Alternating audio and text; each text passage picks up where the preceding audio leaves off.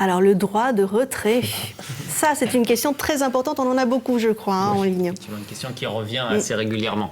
Alors, le droit de retrait, qu'est-ce que c'est? C'est la possibilité pour un salarié de quitter son lieu de travail, de quitter son poste et de quitter son lieu de travail dans l'hypothèse où il y a des motifs raisonnables de penser qu'il existe un danger grave et imminent pour sa vie ou sa santé. Alors, dans cette hypothèse, on peut exercer son droit de retrait et donc quitter le lieu de travail. Pour répondre précisément à la question qui est posée, qui est la question de pendant combien de temps, eh bien, tant que le danger persiste, tant que l'employeur n'a pas mis en place les dispositions nécessaires qui permettent de mettre fin à ce danger.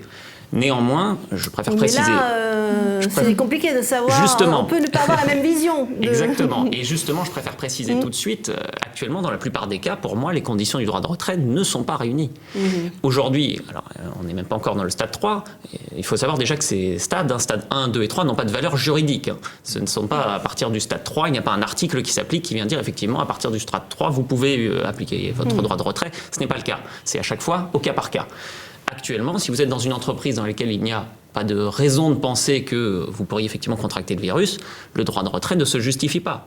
Donc, sauf... On est dans une grande entreprise. On se dit, tiens, il y a des arrêts maladie un peu plus fréquents.